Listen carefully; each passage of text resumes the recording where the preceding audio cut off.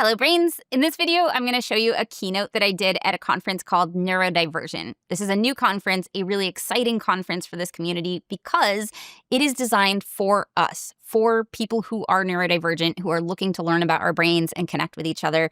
This is the first conference that was designed specifically for this community. So I'm really, really excited to say that there is going to be a second year. You can go to neurodiversion.org and get tickets for ND26 now. Tickets are already on sale. And if you use the code HowtoADHD, you can get $50 off. This is not sponsored, by the way. I am just really a fan of this conference, and I would like there to be a year 3. So I'm hoping that people go. So yeah, this is my keynote. It's called Making Life Doable, Using Universal Design to Thrive as All of Ourselves. It's based on a vlog that I did earlier this year called Making Life Doable, but this is a more fleshed out version, complete with slides. And again, it's a keynote. The principles in this video have really helped me make my own life more doable, and I hope that you find it helpful as well. Feel free to share it with anybody that you love that you think might need to make their lives a bit more doable too, or who you just want to understand why you're making the choices that you are making in your own life. I hope you find it helpful. Enjoy. Welcome to our stage, Jessica McCabe.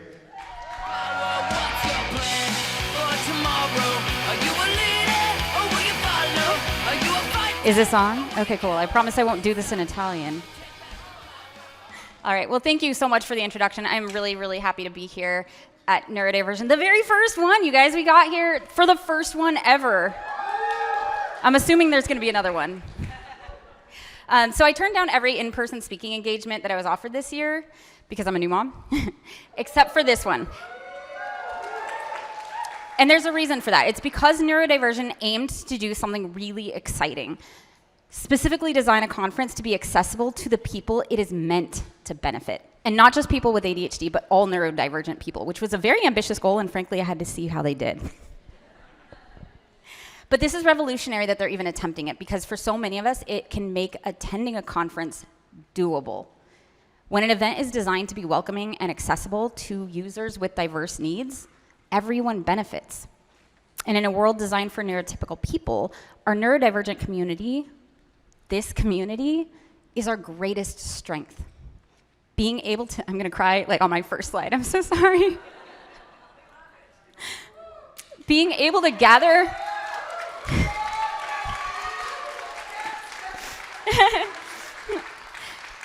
being able to gather with this community in spaces that are accessible to us is not something I thought I would see. And it's a profound opportunity, so thank you everyone who invited me. Thank you for everybody who made this event happen. Thank you guys for buying tickets so they hopefully do this again next year. And hello, brains. Welcome to my keynote, Making Life Doable, Using Universal Design to Thrive as All of Ourselves. I will explain. So why did I choose this topic? Because I think we neurodivergent people deserve more than a doable and joyful weekend. We deserve a doable and joyful life. 10 years ago, my life was not very doable or joyful. I had all these ambitions and responsibilities and potential, and I was living up to pretty much none of it. I talk more about this in my TEDx talk and in my book. I won't go into it here, but what I may not have mentioned was that because of my failures, I felt I didn't deserve joy. I was gonna say, how many people have ever felt that way? Like, I didn't do my homework, I don't get to go outside and play. Yeah. And it wasn't for lack of trying. I was trying so hard.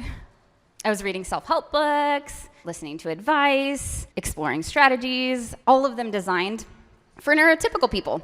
But I was not neurotypical, so it did not go well. Then over the last 10 years, through my TEDx talk, my YouTube channel, my now New York Times best-selling book, this is the first talk I've gotten to say that. I learned ways to try different, not harder, and shared tools and strategies specifically meant for people like me, people with ADHD. Tools like the ones you are no doubt learning at this conference. After a lot of practice working with my brain, not against it, my life became doable. Hard? Yes. Exhausting? Yeah. But doable. Not every day. There were still bad brain days. Days when I was extra tired or stressed or I couldn't access my meds. And at the time, I just accepted that I would be kind of useless on those days. And on my good brain days, I would make up for that. And because I had tools and strategies and enough good brain days to sort of keep up, for a while I became all the things I had wanted so badly to be. Productive, reliable, successful. And then I had a baby. And of course, I knew it would be difficult. I knew it would be different. I knew it would be hard. I had done my research. I had tried to prepare. But even once I was through the fog of postpartum depression and the 3 chaotic months they call the 4th trimester, when I was hoping to move forward into my new life as a working mom, I looked around me and realized that once again, my life was not doable. Joyful? Yeah, I loved being a mom. Have you ever made a baby laugh until she gets the hiccups? It's the best. But doable? No, not at all. Why not? I still had all the knowledge that I had. I still had my toolbox. I had this big book I wrote all about it. So why couldn't I just function like I used to? I will tell you why, because my tools, systems, and strategies were designed for a version of myself that had ADHD, but not a new mom with ADHD. This was a whole new level of hard. There's a reason this is why a lot of previously undiagnosed females get diagnosed after having a baby. The demand on our executive function goes through the roof at the same time as our ability to cope plummets. As a new mom with ADHD, I was sleep deprived, I was emotionally dysregulated, I was cranky and forgetful and impatient and foggy and, not unlike the version of me on those bad brain days. Only now, this was me on most days. I couldn't just write these days off anymore. Like it or not, this version of myself had stuff to do. Things that couldn't wait for a good day, and now the stakes were higher. I needed systems that worked for her too. Which brought me to the concept of universal design. How many people already know about universal design? Cool, a good amount of you, cool. So universal design was created as an alternative to traditional design. Traditional design is what we encounter most often. It aims to be accessible to the average user. If some users, like say us, have needs that fall outside the average, accommodations are needed. For example, my kitchen was designed according to the needs and preferences of the average-sized American adult. I'm short, if you can't tell. These are platform shoes. I am shorter than average, so I use a step stool as an accommodation to help me reach the cookies. Universal design is different. The design of a product, service, or environment to be as accessible as possible to as many people as possible without the need for adaptation or accommodations. When I attend a typical conference, I need to accommodate myself by bringing my service dog, a friend, earplugs, noise-canceling headphones to help me navigate the noise and the crowds and the overwhelm, highlighters, so I can be like, what do I want to do? The Neurodivergent conference, however, is different. It's designed to be more universally accessible. They have designed an event that theoretically provides built-in quiet areas. Hard to do in a warehouse, but shorter sessions, yes. Intentional downtime between events. Wait, I don't have my lanyard, but these lovely lanyards that let people know if we want to be approached or not. So when I'm overwhelmed, I don't need my service dog protecting me. I can just be like, it's yellow, let me come to you. These examples illustrate the first 2 principles of universal design: equitable use and flexibility in use. There are 7 principles of universal design. Feel free to take a picture because this will be important later. It'll be on the test. No tests, I'm so sorry. We all have trauma around this. No tests. Equitable use, flexibility in use, simple and intuitive use, perceptible information, tolerance for error, low physical effort, size and space for approach and use. There are tons of examples of universal design that we interact with every day. Take 0-step entries and automatic doors. They are used at almost every grocery store, big box retailer, and there's a reason for that. Because they make the store more accessible to all users, which is good. They would like people to shop there. But whether you're on foot, in a wheelchair, whether you're pushing a cart, carrying a bag, wrangling kids, the entry design provides equitable use, adequate space for approach, low physical effort, and is simple and intuitive.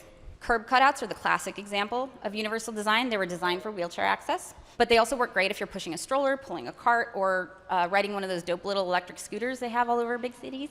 They're usually painted or textured to give you perceptible information that you are on an incline. And as someone who has tripped over many a curb, I can tell you they are much more error tolerant. Just make sure not to stand in them while you're waiting to cross the street, because if my friend Jo is rolling down the street in her big power wheelchair, you might end up in her lap.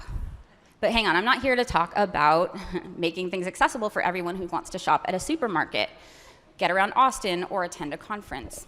I'm talking about making my life more doable, and I'm just one person, right? Oh, and her, and her, and her, and every version of myself I have been or will be in the next few weeks, months, or years. All of these versions of myself have different needs and preferences and levels of ability, which is why applying universal design principles typically meant to make things usable for a wide range of needs and preferences and abilities makes sense. All people have some degree of variation in their daily function based on factors like health, sleep, stress. But part of what makes us divergent is how broad our functional range can be, right? With our difficult to regulate brains and spiky skill profiles, the difference between our highest and lowest functioning can be huge. And the thing is, this realization, this epiphany that I had, that I shouldn't expect one version of myself to do what the other versions of myself can, turns out I posted about it 2 years ago.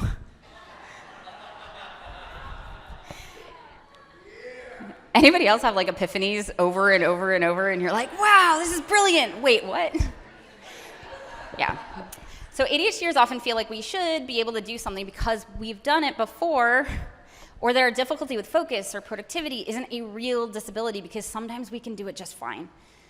Guys, ladies, gentle thems, that is the disability, the inconsistency.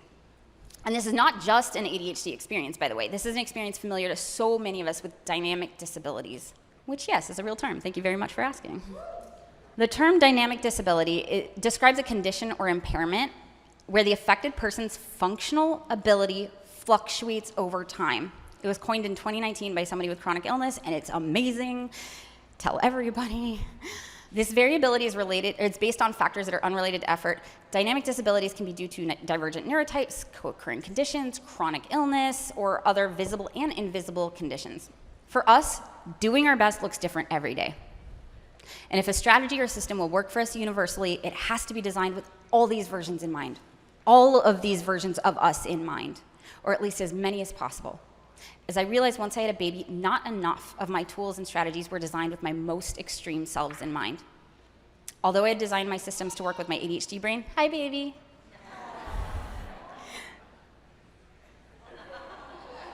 I wanted her to see what mama does.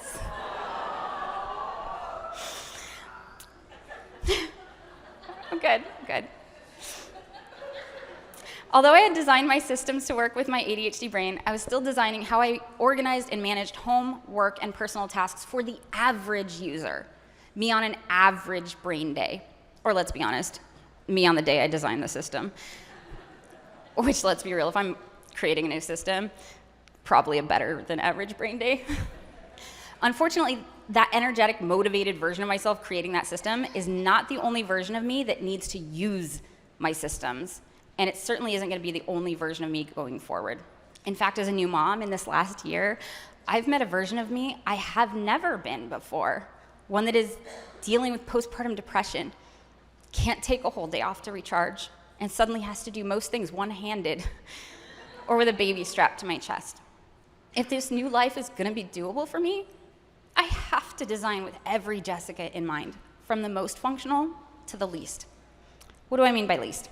Well, let's imagine our lives as a role-playing game. Fellow nerds, all right. In Dungeons & Dragons, when you try to do a thing, whether it's fighting orcs or charming maidens, you roll a 20-sided die, a d20, to see how you do. How high you have to roll depends on two things: your ability score, basically your skill level, and the difficulty level of the task, which is variable. So the other day I had a quest to get me, my daughter, our bags, and a yoga mat out the front door. Ideally without dropping anything or knocking anything over. Now if my dexterity level is low, it is, and the difficulty level of this task is high, I was exhausted and look at all of the hazards in my way, I'm gonna have to roll a pretty high number to succeed, like a 19 or 20, which means I'd have to be pretty lucky to get through this passage with minimal damage. As it happened, I rolled a 3. I didn't hurt anyone, but I did knock a whole lot of stuff down on my way out the door. There's only so much we can control, and sometimes in life, we can't help rolling 3s. However, by incorporating universal design into how we set up our homes, routines, and systems, we can design our lives so that we don't need a lucky roll to be successful, even if our skills aren't where we would like them to be. Instead, we can design our quests to be more doable by lowering the difficulty level. Okay, how? At Stanford's Institute of Design, Design thinking is taught as a 5-step process. Empathize, define, ideate, prototype, and test. The first step, empathize, means I have to seek to understand the people who will be using my system, who in this case are me. Many messy, marvelous me's. So I ask myself some hard questions. The first being, who am I designing for? Who am I when I am at my most impaired? Her? No. Her? Actually, her. This can be an emotional process. The designers at Stanford emphasize that the empathy step should be free of judgment, but it can be really difficult to do that. It can be very difficult to face up to just how hard we struggle on our most impaired days. Feelings of shame and internalized ableism can pop up. When that happens, it's time to take off your judgy robes and put on your honesty hat. And a great way to do this is to start with facts. At my most impaired, I am more likely to fumble, trip, or drop things. At my most impaired, I completely forget to check my calendar, so I miss appointments or I double book myself. At my most impaired, I can't find something I just had, and I also have a migraine with aura, which means I also can't look for it. We can also look at our varying energy levels. At my most exhausted, I can't get up to feed myself. And we can look at when we're at our best. At my most creative, I can't get up to feed myself. See how this works? Universal design, all of ourselves. By beginning this process by connecting with my most extreme selves, I can more clearly state my design objective. Here's mine. I want to be able to do a good job on a bad day. That's it. If I can say at the end of a bad brain day, I still did a good job at the things that mattered to me, good enough anyway, that would be huge. Life-changing, really. So for a week, whenever I ran into a situation where the difficulty level was high enough that the dungeon master of my brain would be like, roll a d20. Like getting out the door without knocking things over, I wrote down what I was trying to do, as well as what got in my way, the barriers. And I did this, importantly, I did this whether or not I succeeded. Because I don't want to be like, I rolled a d20, like I rolled a nat 20, like this is fine. No, like the difficulty level should, no. You can't count on rolling that d20. So anytime it felt challenging enough that I'm like, I don't know how this is gonna go. Write it down. What kind of stuff did I write down? Not stories, not the how or the why of the trouble, not because I suck at cleaning my house. Facts. Observable, verifiable facts. Literal barriers, no blame. Along with the barriers I encountered, I also kept track of my joy. What made a day good? We deserve more than a doable life. We deserve a life worth doing.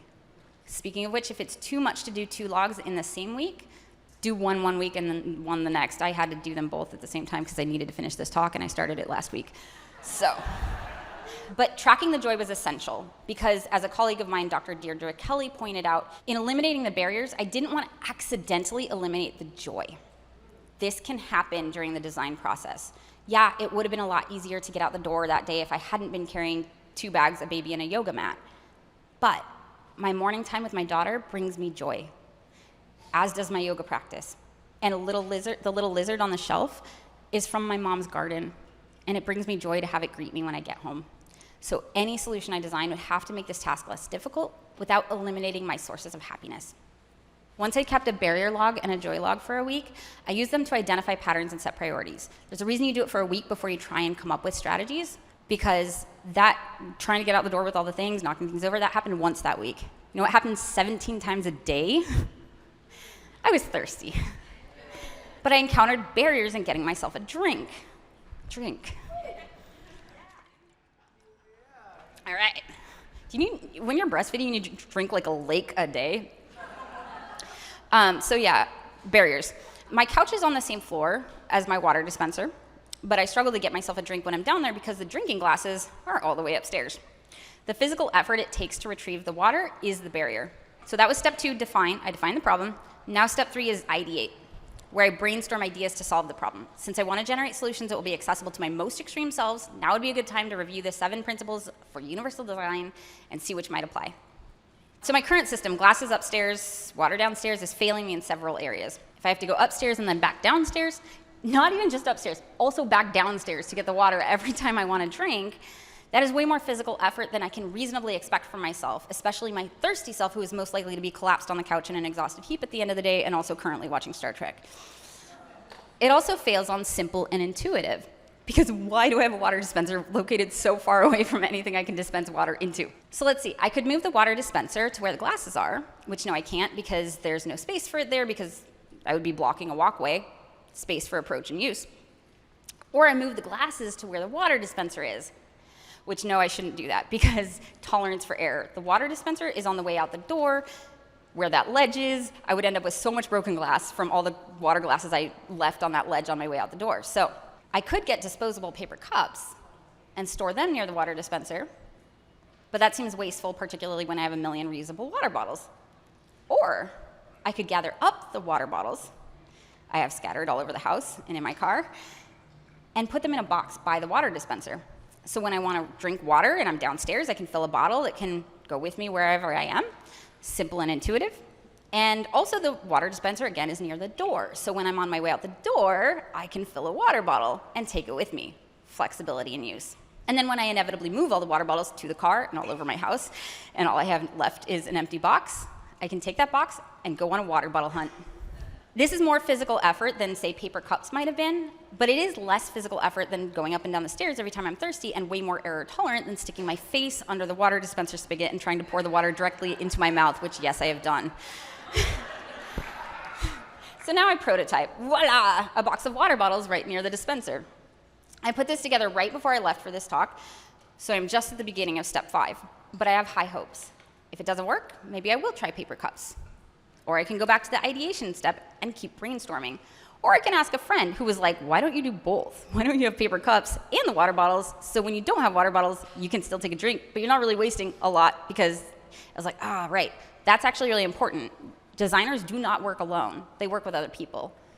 Brainstorm with other people. Often we can't solve the problems our brain created with the brain that created it in the first place. This process recommends that you get to a prototype quickly, though. Even if it doesn't work out in the testing phase, this is especially important for people like me who struggle with perfectionism. It doesn't move us forward if we get stuck in ideation, hoping to find the best possible solution before we try anything. After all, as Stanford design professors Bill Burnett and Dave Evans say, the unattainable best is the enemy of all the available betters. Is a box of water bottles in a janky cardboard box the best solution? I don't know. Probably not. But is it better than hauling my thirsty butt up and down the stairs? Or worse, not drinking at all? Absolutely. This is what it looks like to use universal design to make it possible to do a good job hydrating myself on a bad day. And it makes it easier to hydrate myself on a good day. Of course, my extremely hyper-focused self is currently yelling, but what about all the other things? There's so many things. Which, yeah, there will always be things. I'm only at the beginning of this process, but that's why it's called a process, not a procedure. Applying universal design to your life is not a one-and-done fix. It's more a way of thinking about ourselves and how we approach our everyday demands, as well as our joys. It's about not letting a hypothetical best get in the way of a real life better. It's about accepting all the variations of who we are without judgment and acknowledging that every variation is worthy of a doable, meaningful, joyful life. I always go home from conferences feeling like a brand new version of myself, being with people like me, people who are passionate, open to learning, full of fresh ideas. It energizes me for days afterward. And if you feel the same, I would challenge you to bring this weekend home with you. I will be sharing my journey of designing a more doable life across my socials using this hashtag, MakingLifeDoable. And I encourage you to use the same hashtag to share your own designs. I would really love to see them. I hope you're inspired to imagine a life as accessible and joyful as this conference, or what this conference will be after many future prototypes. And I wish you all a nat 20 roll. Maybe not every day, but every once in a while. Bye, brains.